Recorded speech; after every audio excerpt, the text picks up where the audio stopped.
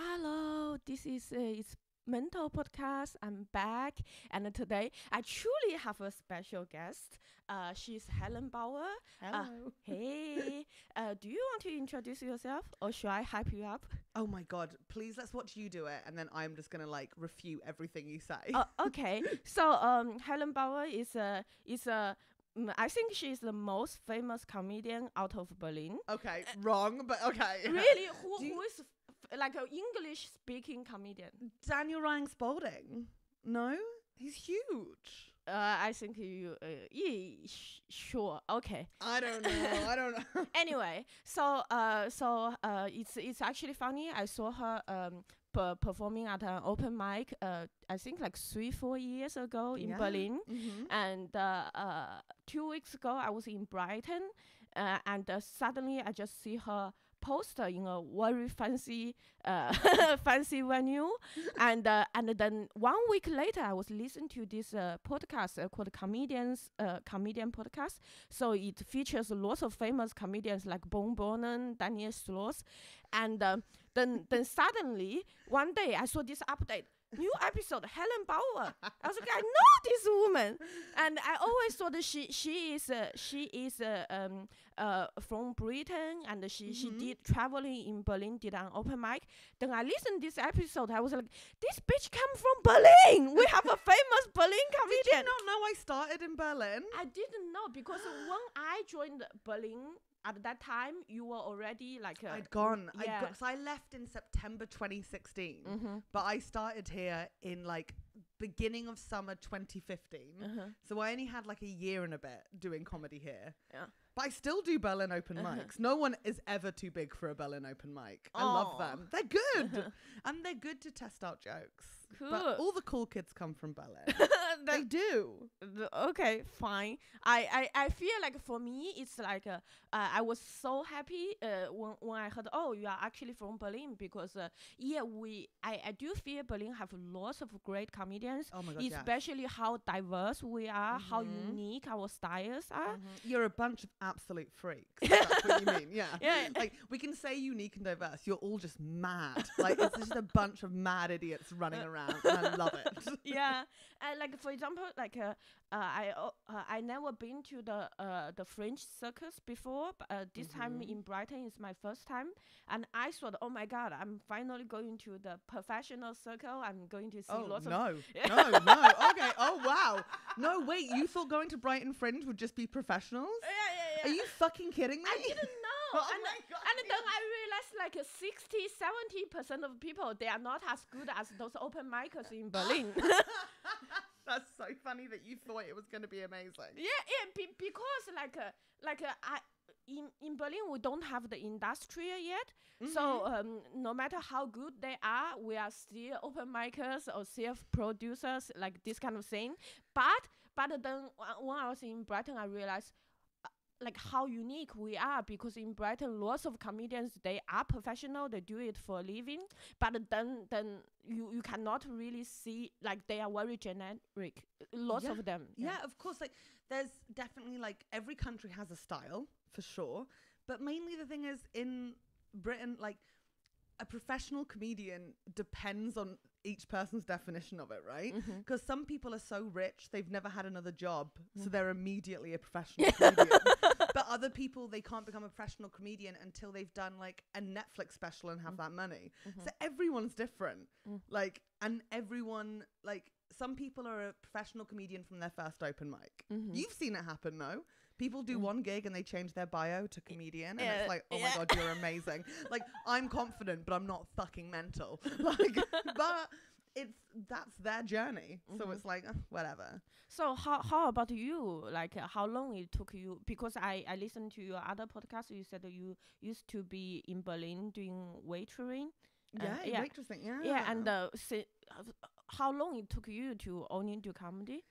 Oh my God. Okay, so I started in 2015 when I was 24, and then by the time it got to 2019, I got a couple of big jobs, mainly based around, I got one advert in the UK where like a bunch of us were doing stand-up for a bank. It was so weird, but we got like a big payout for it. So I was able to quit my job. because there was a while I was in London, I was working in a bakery. Which, don't laugh, it was a great job. But then I was like going to these, like getting booked for my first like big nights with like big comedians, and I'd arrive like covered in flour, and I'd be like the bread girl. I'd show up with loads of bread that was left over from work, and that was like my shtick. So you were like one professional right before COVID. Yeah, okay, yeah, well done, you figured it out. It was a fucking disaster. Because then I couldn't get like self-employment and like checks from the government, so I had to get universal credit, which is in the UK like the bad one. Yeah. Wow. But it was I'm fine. I'm white and middle class. But now with your comedy money, are you able to manage everything? Yeah, I did this show in Britain called Live at the Apollo. Like coming out of the pandemic, and it pays good, so I was able to like do everything. We're done. Thank you. Just to show off a little bit, if you are in Berlin, you could get Arbeitslosgeld. I know that because I was fucking hanging out with some of the comics yesterday, and they were like, "We made like 20,000 euro," and I was like, "You fuck off!" Like, but it's fine. You know, we're all on our own journey. Yeah, I don't give a shit. Cool. Then let's start. Start to talk about your mental health. Yeah, because it's a mental health podcast. But the career is so much more interesting. Sure. I'm depressed. I'm super depressed, and I'm anxious as fuck. But I'm on the right medication for both, so it's like super level.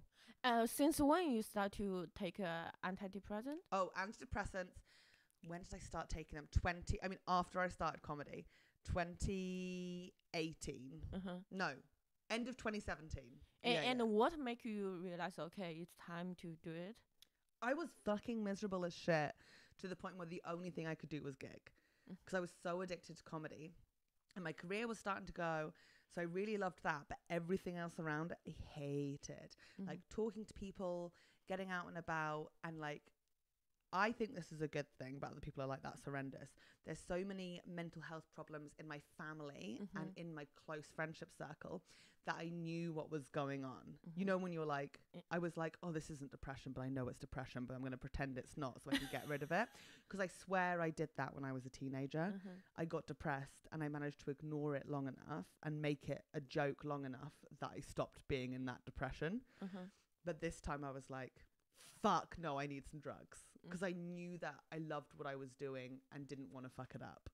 Okay, so you say it's like a comedy gave you hope that you cannot die.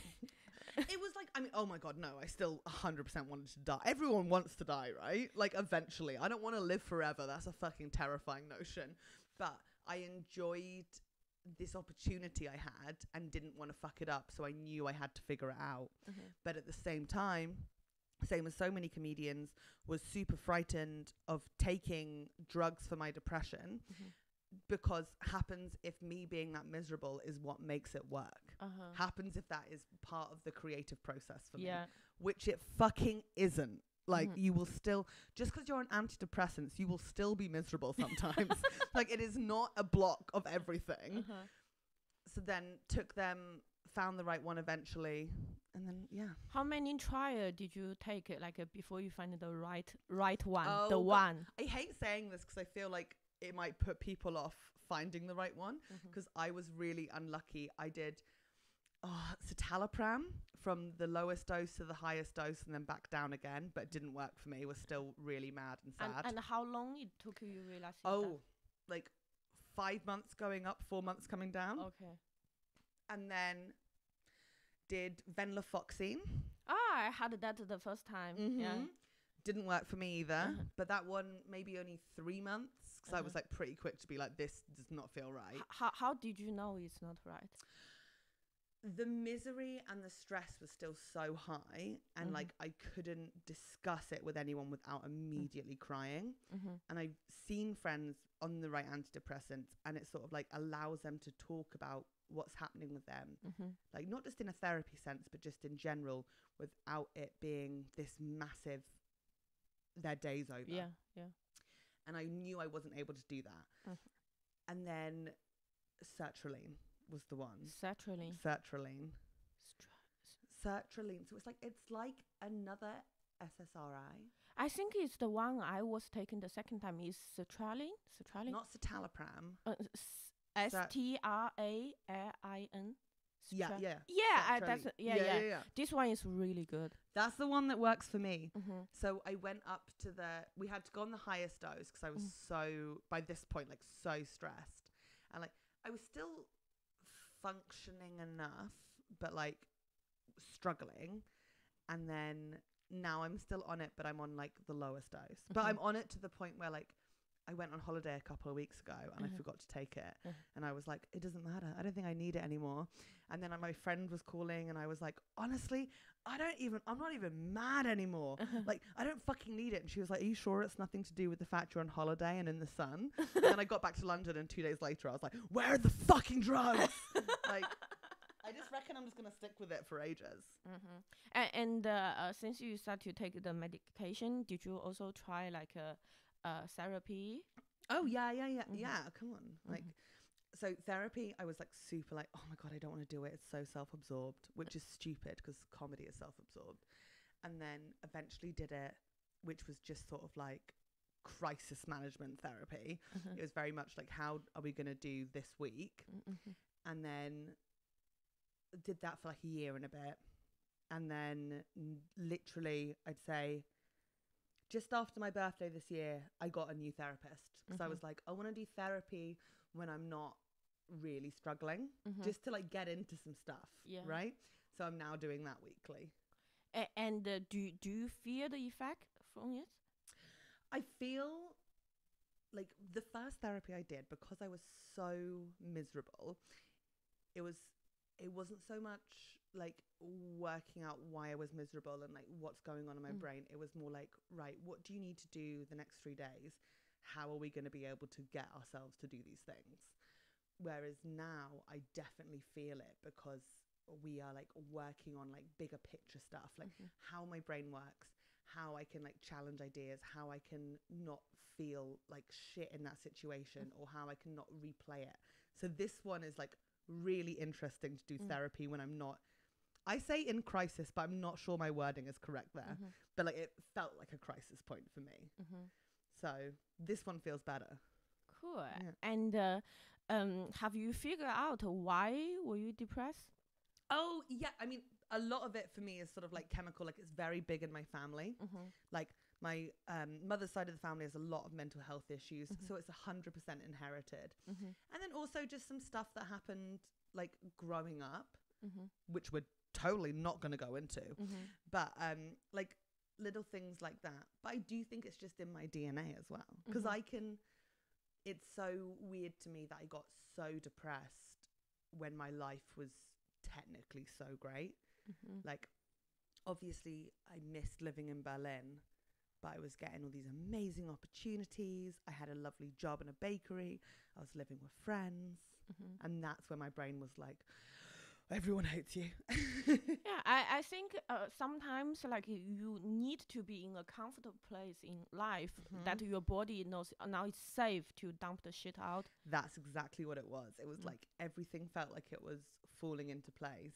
And then it was like, oh my God, so should we deal with this now? And I was like, no, fuck off. But yeah, fun times. And you said that on your mom's side, there's lots of mental health issues. I listened to other podcasts you did. You said actually on your father's side there was lots of autistic. So like neurodivergency on my dad's side. And then this is why we're like, we should stop breeding our family. Like, it's a fucking disaster. So my mum's family, like, so much depression and like anxiety, and then my dad's side of the family, loads of neurodivergency. So my dad's autistic, my sister's autistic. I'm pretty sure his mum was. Like, it's just, so basically we've got that perfect swirl, me and my siblings and cousins, of being like, we're depressed, but we also don't have the language to talk about it. But luckily I just seem to have the depression and nothing neurodivergent. So I'm like, at least I can be depressed and be able to discuss it. So like, thank God. But if I have a kid, could you imagine how fucked that kid could be? Just crying but not making eye contact. It'd be awful. We'll see. Does your family, members of your family, have ever searched for help, or are you the first person? I'm the first. Wow. My mum literally started doing therapy, I'd say 3 years ago. And I'd already started, but she doesn't take any tablets or anything. She doesn't like them. Or I don't know what her deal is with it, but she doesn't like them.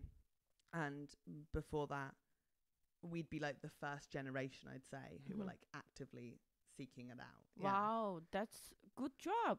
Thank you. It takes courage. But I also was like able to know that I needed to do it because like I remember thinking from friends who I worked with in London and in Germany as well, like them talking about it, being like, oh, good for you. That's a really good thing to do. And then thinking for other people in my life, being like, fuck, you need to do that. You need to go work on yourself. Like, so then it was like very clear for me that I needed to do it. But fuck me, did I make a big scene about not doing it. It takes a while because you're like, oh, not be fun anymore. Also, inherently therapy does make you feel worse for a while because you go in and you basically cry for an hour. You're exhausted for so long after it because you just like have to open up this wound for someone.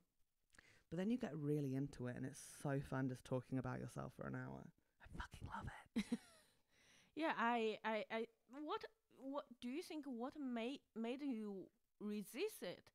Because for me it's actually different because you know that your family have lots of mental health issues, but I never knew, and I didn't knew my family have mental health issue. I didn't know they are dysfunctional, and I didn't know what's going on with me. I was just so unhappy. But then one day I made this epiphany. I'm like, I'm depressed. I feel, okay, if there's a word for it, and then I just need to fix this thing, then I'll be happy. And I was so eager to get treatment. So I wonder, for your perspective, why would you resist it? Because if you know the issue, then fix it, then you'll be happy. Because I felt like I was really miserable, but I was like, I have been miserable like this before as a teenager, 100%. And I managed to ignore it long enough that it went away. So I basically let myself be depressed for ages and just ignore it because it felt stupid. So I thought I could do that again. It was arrogance. It was like, I don't have to do this because I can get rid of it. And also, as I said, I just started like things starting to go well in comedy. And I was like, well, maybe the reason I do well is because I've got this like big darkness inside of me and I'm a tortured artist, which is fucking bullshit. But your brain is looking for any excuse, right? Because it's so frightening, the idea of therapy. For some people, for me it was, because I was like, this will be a fucking disaster. Also, it's so expensive. So you don't want to do it if you can ignore the problem, right? So, yeah. My health insurance covers it. You're a fucking bitch. You're a fucking depressed bitch and I hate you. Does that feel good? Yes, thank you. Okay, congratulations. But I saw that in UK they also have a good health care. We do, but the list for therapy to get a therapist is really long. So you have to sign up for it and then you have to wait a long time. And also because of like the lack of like people who are able to do it, you don't really get a choice in what therapist you get. So it's often that people will wait for ages on a list, get a therapist, but not be the right therapist for them. Whereas if you get a therapist just like privately, you're able to find someone that can work with you on what you need working on very specifically. And it also isn't just, if you do it on the NHS, it's sort of like you get 8 sessions and you're done. Which we both know is very unlikely that you will need 8 weeks of therapy and you're done. Not at all. There might be someone out there, good for them. But like... How long in total are you in therapy now? I did, I'd say 9 months of therapy and then stopped and have now just started as of like, say middle of April this year. In total, I think I almost did for 4 years. And it's really, really great. And I was lucky also in Germany, like the list goes forever, especially English-speaking therapy. But I was lucky. I accidentally ran into this therapist who is the only Chinese-speaking therapist in Germany, probably. Oh, my God. And she has a free space. And I waited like 2 weeks. And I feel the universe was really blessing me. Yeah, that's amazing. And she just had space for you and you were able to start. Yeah. And have you seen the same therapist for 4 years? Yeah. That's amazing. Yeah, I feel like universe really has its plan. Like also about the like a trigger to look for help. I think in 12 steps programs, they also say that you need to wait a person really fall into their lowest before they can search for help. I feel I was like this because I didn't really know what is depression, but that moment like I was so suicidal, so depressed. If without that, I didn't know if I would look for help, because also in Chinese culture is really, really stigmatized. Right? Yeah. Like you don't do that unless you are like a psycho or like you. Yeah, only because like I've got half my family are Malaysian, like Chinese Malay, Really? and it's like the same thing. Yeah, I know, weird. I don't look like in any, but it's like they're married in. You right? are a quarter.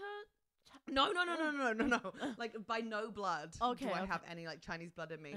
But like half my family are Malaysian and like through marriage, but like Chinese Malay. And it's like, it's such a different society and culture there. Like just to the fact of what I do and what my siblings do as jobs and what our cousins do there and what we're allowed to do as far as life goes. Like, I just don't think any of them have access to any sort of like mental health stuff, because if they did, it's like, oh my God, your kid's mad. Like they should be in a hospital, instead of it just being like, no, they need to talk to someone every week because we're fucking mental parents. And also especially for Chinese people, like especially for women, like our value is really evaluated through how much you worth on the marriage market. And if a woman goes to see therapy, is depressed, basically she has no value anymore. Because how is that anyone's business? It's so fucking weird. Yeah. So I was like, I'm kind of lucky. I'm the first person in my family ever searched for help. But that's why it's even more impressive that you did it, because there's more going on in the background of your brain when you go to get therapy, instead of just me being like, I don't want to do it because it might ruin my onstage persona. Whereas, which is fucking the worst thing ever, and I'm white as fuck, and just in case anyone wasn't sure. But like, for you, there's so much more going on to go and seek help, and you still fucking did it and then stayed with someone for 4 years, which is just a testament to you. Good for you, babe. Oh, thank you. You're welcome. Oh, you are so encouraging. So I want you, you said you don't want to talking about your teenager time at all, but would you touch on the topic of how it feels like growing up with autistic parents? Oh, no, 100%. We can talk about me being a teenager. I just don't want to talk about specific events. So my mum's not autistic. My dad's autistic. And my little sister is autistic, and she also has like a low mental age and was mute for a while when we were very little. So obviously growing up, I'm 31 now, born in 1991. Luckily, my mother was very on top of getting diagnoses, but we also didn't really have the language around it, and it wasn't very socially acceptable at school because they didn't have the structure to be able to cater to special educational needs. I was not autistic and continue to not be autistic. Maybe I should do another test, God knows. But we got tested, me and my brother, when my sister was diagnosed with the autism she had. I'm going to preface this quickly. We use the phrase severe autism in my family. I've now recently learned that that is not okay, but if it does slip out, know that it is an accident. What phrase you use? Severely autistic, but now it's like you're not supposed to say that, but I haven't quite figured out the language to say what her autism is correctly yet. But I just thought it just meant that like my dad was just a bit weird, but he loved me, but he's never going to hug me. And then that Marianne, my sister, just needed to go to a special school, and that all of her friends at that school were also autistic. But the main thing for me was like that I then, because my mum was so busy trying to ensure that my sister had help as well as working, and then my dad sort of not really like emotionally engaging, I sort of got to raise myself and do whatever I fucking wanted. So the only way it affected me was that my babysitting niche was I babysat autistic kids. And that was it. That was literally it. Because like my like sister's school, they'd all be like, oh, we need a babysitter, but like no one's like free to babysit like our neurodivergent kids. And they're like, oh, Helen will fucking do it. So I just go around and get beaten up by like 6 autistic kids every weekend. That was the main experience for me. You look so shocked. I think I'm shocked for like 2 reasons. Okay. First is that I'm not really into kids. So when seeing I love kids. Yes, when seeing another woman around my age so excited about talking about the children, I just feel a little bit frightened. But I'm just into them. I'm one of those people. Yeah. And then on the other hand, I'm like, I feel fascinated that how you can have a childhood like that, like your mom is preoccupied with your sibling and her life. Your dad is not really available. You are not focusing on how lonely you are or the dark side of you didn't get attention. Instead you see, oh, this is really great, I have this niche market, I can take care of other I can make so children. much money. This is so, but like also like they were also like physically there, do you know what I mean? But it's just like, because I think autism like isn't where it is now, and it's still not perfect, like there was a lot of things misunderstood, so it was just maybe a bit more like tricky to explain to friends coming over to visit. But I think anyone who has disability in their family is aware of that. Do you know what I mean? Like just sort of like people coming over and having to sort of like be like, this is my sister, she's 2 years younger than me, but she's gonna bite you. Like, do you know what I mean? Like, but this is the thing, I had such a good group of friends who I'm still friends with, so they don't care. Whereas I think in like other cultures it's a lot more tricky. So yeah. I feel like when you talk about this, like you are smiling so brightly. I feel really impressed. Really like you were able to see you not saying you are able, because when I say this, it means, for example, sometimes some bad things happen to me. I can transform it into a good experience and find the bright side of it. But for you, I kind of feel like you didn't need to do that exercise. But you my sister and father having autism and being autistic isn't a bad thing in any way for me. Like it never was. It was different, but I never really minded different. That's so great. I'm happy for you. I just love, for anyone who's listening to this, Moni keeps on picking up a note card that she's got notes on me on, which is so fucking... Can you just tell me, what podcast did you listen to? It's a ComCom pod. I don't remember. Okay. I listened to quite a few. So because I only see Helen perform once many years ago, so I don't really know her.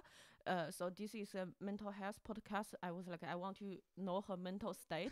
So I listened to quite a few podcasts, and I have a note of her mental issues. Because I know I cried on one podcast, and I'm curious to know if you listened to it. I'm not going to tell you which one it was. I think it's like a crying in the public, that one. No, I cried actually on a podcast, not as material. I didn't listen. Thank God. That Okay, one. right, yeah. Okay. I was just wondering if you found it, because I've never had the guts to listen to it again. Okay, now I have a purpose to listen to more. No, please don't find it. I think like you talk about the your life at Apollo, that gig. Yeah. That's a big breakthrough for you. Yeah. Yeah, and now you are like legit and go touring with it, and it's amazing. Anyway, thank you. So I watched that gig. I think my favorite joke from it is that you talk about a woman who have fringes. Oh my God! Did I do that live at the Apollo?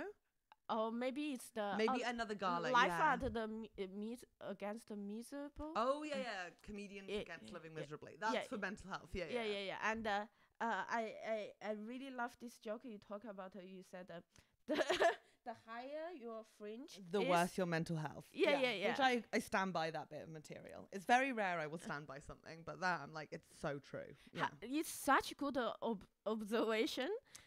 I thought it was because it's such an old bit material, but now everyone's got material about fringes, and I'm like, oh, for fuck's sake! Like, it was a good observation, I think, in 2018, but now I think it's like an obvious observation. But yeah, thank you. I even like we grew up so in such different environment. Yeah. I remember there's once I was at home cutting my own fringe, and like I was 11 or something, and then afterwards I was, this is horrible, and I went to a hairdresser and I had to make up a cover story. Yeah. I was like, yeah, my mom said that if she can cut my fringe, she'll give me 10 money, RMB, and she cut it. That's why it looks like a dog ate it. And I had to say that so people don't judge me that I cut my own fringe, but my mom did it. But it was. But really it's so horrible. weird because everyone does it. Like I remember once doing like paper rounds are really common as like teenage jobs. So I had a paper round which was delivering to like my road and my friend's road. And What is paper round? So you deliver newspapers after school. Yeah. So there's like morning paper rounds, which is usually boys get it, which I didn't want to do anyway because it was a stupid job. But the afternoon one, you like walk around with a little trolley and put newspapers through doors. And my friend Sophia always did it with me. And she was doing it with me. She was like, I need to go for a wee. She went home for a wee, came back literally 5 minutes later, and she'd cut her fringe. And I was like, what the fuck happened? Like, you literally went for a piss, and she went, I just saw scissors. But we were like in that mental state. But because I'm still very much a teenager, I feel like in my brain or how I react to things, I will still go for scissors every now and again. And I have to really talk myself out of it. Because it's the optimism in all of us. We're like, this will mean I'm new. This will rebirth me. Yes. But of course you're still the same dick. You've just got bad hair now. Like, yeah. Yeah, I find that really interesting. And at your Life at Apollo, you talk about you go to different kebab shop after like a blackout. And oh no, I'm fully conscious of it. Yeah. So after 3 bottles of rosé, 3 bottles of rosé. 3 bottles of rosé, you would go to one kebab shop and get a kebab. Yes. Then on the way to the next kebab shop, you eat it. And then you talk about it afterwards. You said it's eating disorder, like covered in. I 100% think it's so obvious, but it's become clear to me throughout the years that whenever I talk, it's more sort of like, for me, it's about like compulsive overeating and sort of like the shame around food. Because like the crux of the joke is that I go into a second kebab shop, but the idea that people in there think I eat kebabs would be really embarrassing because women have to be tiny with no appetites. We're like baby birds, right? Yeah. So I need to go and pretend I don't know what a kebab is, which I think is really obviously like shame and like shame around food and shame around like secret eating. But everyone's just like, oh no, she's like drunk eating. And I'm like, it's so much cleverer than that. Like the arrogance of it though. Yeah, I think like lots of mental health issues, not that I think lots of things, people, comedians talk, it can be really, really clever if you know the inside of it. For example, for people with eating disorders, when they, for example, me, when I heard it, I'm clearly you have issues. Right, and even so many other people don't get it. But I also feel like that's the sort of like nice thing about comedy is you can like hide things in things and like you can connect with them. So like my new show that I'm gonna be touring has a lot about fat in it. Like I'm really into it. But like I think it's really obvious what I'm discussing around fat and like perception. But then God knows, as long as it's funny and people get from it what they get from it. But I never feel like I have to spell something out. Like, I don't have to say at the end of it. And that bit was about eating disorders. Because who gives a fuck if it was? Yeah, because people who don't have eating disorders, they don't need to know. They don't need to know. Because also then there's like, it's not for you. Yeah. You know, like it's not made for you. Yeah. But you can also find it funny if you want. Yeah, and I think that's the genius of it. People like Genius is a strong word, but thank you. Yeah, like people who have the issue, they immediately can relate with you. Okay, that's what you were doing. Oh, that's actually fun. Yeah. Well, what's your eating disorder? Do you mind saying? Yeah, I didn't know I have eating disorder until a few years ago. But, oh my god. But the thing is, like, looking back, it was very clear. But in Chinese culture, it's not something like uncommon, and we didn't have a name for it because growing up, like, I come from a culture, a woman is considered fat if she's more than 45 kilograms. Holy fucking shit. Fuck off. And growing up, like, my mom, like, I grew up in a single parent family. My mom, she's always busy to earn the living for us, and for me, I like eating is really something for me to survive, because I was lonely, I was isolated, and eating gave me so much comfort. Actually, I talk this in my solo show as well. Like after very I love food. In my country, in my city, have lots of good food, and people don't understand. But when I was talking about my the abuse and the suicidal attempt, one thing I did is like run out. I got some food and think, oh, life is amazing. Yeah. So that's how I cope with the situation. But then I start to become a teenager, and as a female being, you have to be slim to earn the respect and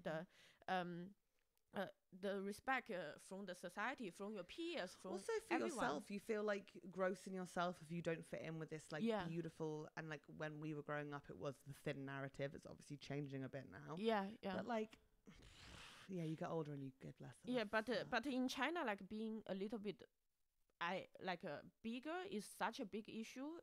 I was with the same weight I have now at that time. Now I same height, same weight. So thin, yeah.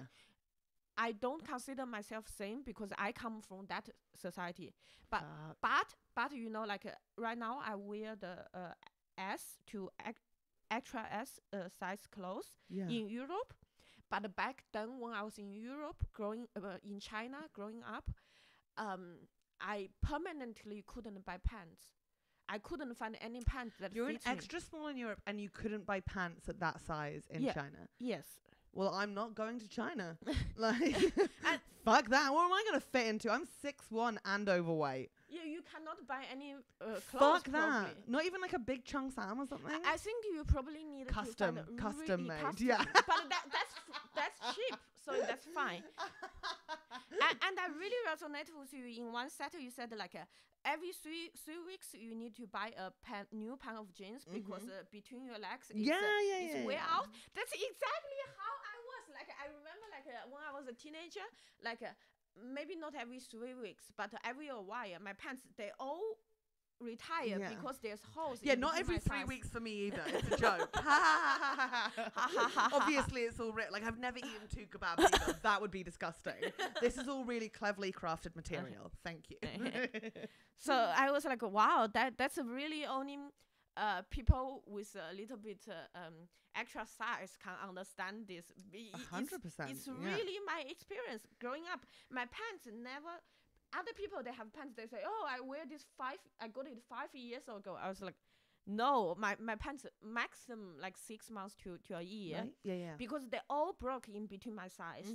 And I remember as a teenager, I would like gather all those broken pants and start to try to do split at home to try to break it even further to just have some fun. I understand totally what you're saying. Yeah. And then you cut it round and make little shorts out of it, but they were too short to wear anywhere, and you'd already feel so self-conscious you wouldn't do it. 100%. We live, we move. Yeah. And I remember as a teenager, also because I was poor, but I remember there's one summer, I had only one shirt at home because I was poor. We were poor. Yeah. On top of that, it's very hard to buy my size of clothes. And when so mad, you like Yeah, fucking hell. So okay. in school year, I would wear the uniform, but when summer break, I only had one shirt. So I remember there's one time I talked with my friends, we are going to hang out, but I couldn't because my shirt wasn't dry. So annoying. So annoying. Just go topless. That's what I would have done. Just fucking run around top. That's cool in Chinese culture, No. right? Just run around topless. Sure. Oh my god. Okay. Yeah, so I feel like at that time, like China, they have, it's the same in the West. Like celebrities, they like worship those really thin figure. Yeah. And this, like now looking back, I realize how much damage it has been done to the generation and to myself. But at that time, I just feel my favorite TV host from Taiwan, her slogan is that if you either you are sane or you die. So that was the slogan. Are you fucking kidding? Yes. I'm not kidding. I wrote it on my desk. I mean, either sing or die. So like then I was like puking, eating and puking, and puking because when I'm stressed I need to eat, but then I get the knowing that. So you have to get rid of it. Yeah. And that create more damage than if I just eat. But then it starts becoming a habit, and when you form a habit in your teenage years, it's so hard to get rid of it later on. So it's really fucked up. And now I see you, like I really love in your set that you actually own it. You're like, I know I'm overweight. I know it. But you are not apologetic. You are not beating yourself down. No, but I shouldn't be. Like, what's the point? I think that now it sounds easy to ask what's the point, but I think having more people to talk with this, like own it and know there's nothing wrong about it. It's a life choice, and just like some people drink, some people don't drink. It's your choice, and you shouldn't be ashamed about it, and that makes an example for people who's younger. But also know that like things change. Like just because I'm confident in my weight and size and how I appear at the moment doesn't mean I will be next week or next year. Like bodies change. Like I think we're at a point in a society where like body positivity is so big that like we like celebrate like bodies like Lizzo, which is amazing, but also happens if Lizzo does lose weight, we shouldn't all attack her. Because you remember when she like drank a healthy drink and she did a detox and everyone went like fucking really angry at her, and it was like, whoa, she's allowed to do what she like. Celebrating the body means celebrating them doing what they want with it, as long as it's not hurting someone else. So I hope I stay this confident in my body, but knowing me, it will change at some point, and I'm gonna cut a fringe, dye my hair black, and start wandering around super thin. I think it's okay to to lose weight or of course gain weight. Fine. Yeah. Lose weight, gain weight. Yeah. Like I mean, but it has to come from a place that you want it because of your health. You want it to be for yourself, not because how you are ashamed of how people perceive you. Yeah, and it's sort of like you get to that age where it's like, of course you can like lose and gain weight, and you will naturally do that. But it's things like when you are thinking about like, oh, I want to lose some weight, or I want to gain some weight, not doing it the way we would have done as a teenager. So we wouldn't eat loads and then purge it up again. So we wouldn't go into bulimia, but you try and do like, I will just like have one less of those, or like lessen my portions, or like, so do it in a more healthy way, because we had such extreme diets we grew up with. So growing up, did you also have like a puking period? Bulimia, we call it bulimia. I don't know the no, but word. I was like OG bulimia, so I didn't know what it was called, obviously, but I thought I invented it. I was like, I'm a fucking genius. Like, you can eat whatever you want and then you just throw it up. So I was like, I felt like magical, like a magical unicorn. I only realized when I was older it was a problem. and when you realize, oh, actually it's not good, and when you stop to do it. When did I stop to do it? Yeah. Number one, I do think eating disorders always live inside you. Yeah. So like I don't actively binge and purge anymore, but I definitely will still eat loads and then have to make an active decision to like stay on the sofa and not go to the bathroom. So I think that impulse is still there in my head, and I'm 31 now. So, and I started when I was like 12. So that's like the majority of my life. Wow. So it's like, I think that will always slightly be there. but stopping doing it probably 22, around that age. Yeah. Now, when you eat a lot, what? Let's reframe it. Now, how do you fight against or control that urge? To puke. Yeah. Number one, laziness. I cannot be fucked to go up and do it. Also, I know it's not good for me. So it's like, even though overeating to that amount isn't good for me, it's also not good to go through the motions of having to make yourself sick. Yeah. So I think it's that. Yeah. Also, just sort of like, I don't want to do it anymore. Like, the brain still thinks to do it. Yeah. But I actively don't want to do it. And I think that sort of came with age and understanding. I don't know about you, but for me, the conscious decision made that no matter what happened, no matter how much I eat, I will not puke. After I made this decision, I feel like the compulsory of binge eating also decreased a lot. But for sure it would, because you don't eat thinking, oh, I can squeeze this in because it's going to be out in a minute. Because everything is 100% staying in you. But I will sometimes, whilst binging, forget about that. But I think I've got longer to figure out there. Like, that's my one that I've had so long that I'm like, even though I'm not actively doing it, I can still see my brain working around it. Yeah. Which is really weird. Yeah. Cool. I am happy. Like, I'm 32 years this year, and you're 31. Like, we're the same age. We're so cute. I love us. Yeah, I feel it's great that in our 30s we now understand that what we have done as a teenager, and now we are like making peace with it and not repeat the mistake we did. Yeah, and if you do repeat it, it's not the end of the world. Like, it's just having sympathy for yourself and being like, yes, sure, we both did quote unquote damage to our bodies as teenagers, but it wasn't our fault. Like, you were not trying to harm yourself. Like, you were doing what you thought was the right thing to do to fit into this standard or to fit into society. So, like, having empathy for yourself as well. Thank you. Thank you. So you will be a really good mother. Thank you. That's so sweet. Do you want children of your own? Yeah, I do. But I've never, like, thought about, like, I don't have to, like, have a husband and get married and settle down. But I think I will 100%, like, take in like 7 babies at some point and raise them like the Von Trapp family. Wow. And I feel fascinated because I am not a children person myself. What make you want children?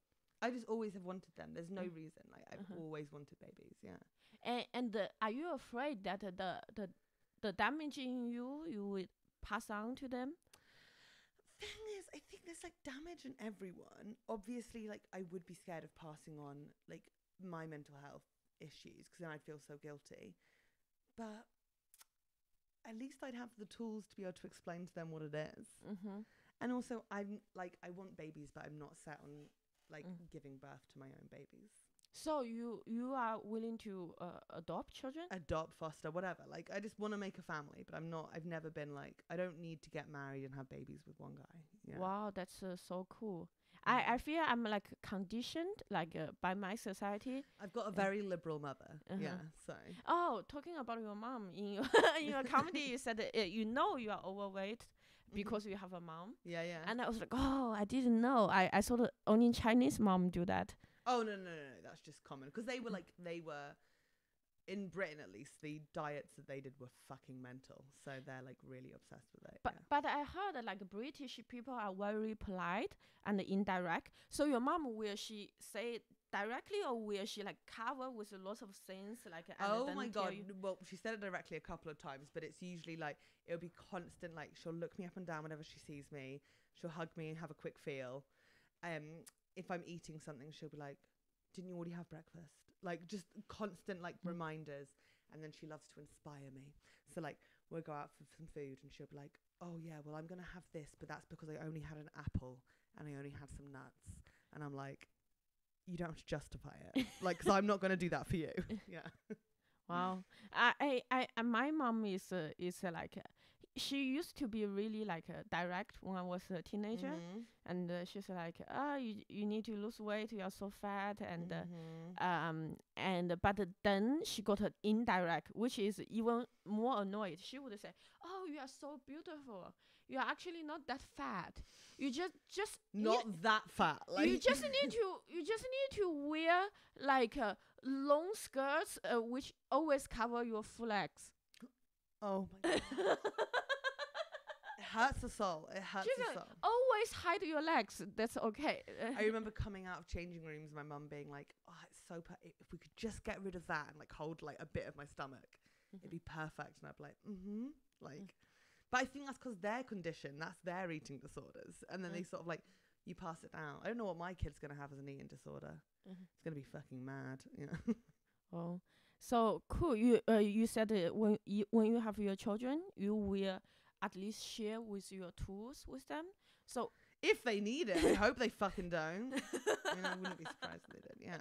So what are the tools you collected over the years? Oh, what tools as in like to take care of mental health? Yeah. Always tell a friend about it.